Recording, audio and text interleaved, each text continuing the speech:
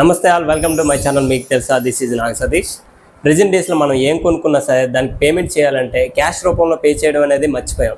చివరికి 10 రూపాయలు పెట్టి చాక్లెట్ కొనుక్కున్నా సరే వెంటనే స్కానర్ ఆన్ చేయడం, దానికి పేమెంట్ చేసేయడం. ఇదేంటంటే పేమెంట్ చేస్తున్న మనకి, అలాగే రిసీవ్ చేసుకుంటున్న షాప్ ఓనర్కి చాలా బాగుంటుంది అండ్ చాలా ఈజీగా ఉంటుంది కూడా.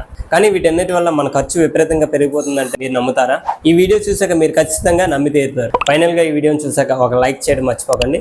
ఫర్ ఎగ్జాంపుల్, మన దగ్గర ఒక 10,000 ఉన్నాయనుకుందాం. ఈ 10,000 కూడా మనం ఏంటంటే డిజిటల్ పేమెంట్స్ చేసినట్లయితే ఈ 10,000 మన అకౌంట్ నుంచి ఎప్పుడు అయిపోయాయి అనేది కూడా మనకు తెలియదు. ఎందుకంటే ఏదో కిరాణా షాప్కి వెళ్తాం, అక్కడికి వెళ్ళి మనకు కావాల్సిన సామాన్లన్నీ తీసుకొని అక్కడ ఏంటంటే ఒక 500-600 అయితే మనం డిజిటల్ పేమెంట్ చేసేస్తాం. అలాగే మనకు కావాల్సిన ఏమైనా యూజువల్ థింగ్స్ ఉంటే అవి కొనుక్కొని మనం ఏంటంటే పేమెంట్ చేస్తాం. ఈవినింగ్ సరదాగా ఫ్రెండ్స్తో బయటకు వెళ్ళి అలా ఫాస్ట్ ఫుడ్ తిన్నాం అనుకోండి, అక్కడ కూడా మనం ఏంటంటే స్కాన్ ఆన్ చేసి పేమెంట్ చేస్తాం.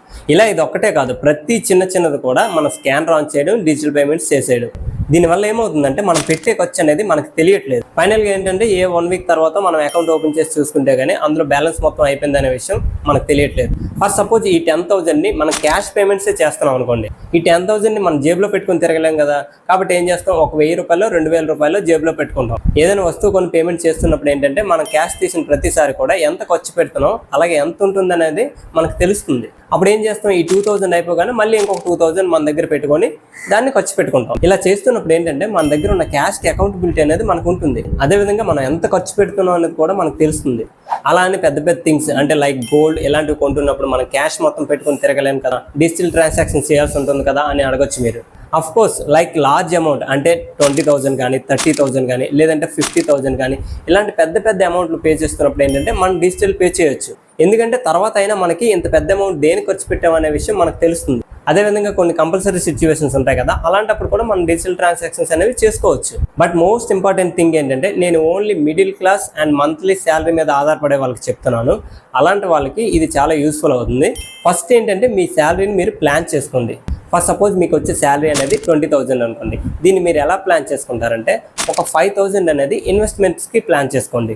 అంటే లైక్ LIC, పోస్టల్ లేదంటే మ్యూచువల్ ఫండ్స్ ఇట్లాంటివి ఉంటాయి కదా, అంటే మీరు ఇన్వెస్ట్మెంట్స్ మీద పెట్టేసుకోండి. ఇంకొక 5,000 ఏం చేస్తారంటే మీకు మంత్లీ డైలీ నీడ్స్ ఉంటాయి కదా, ఎప్పుడు ఎవ్రీ మంత్ ఖర్చులు ఉంటాయి కదా, దానికి ఒక 5,000 ప్లాన్ చేసుకోండి.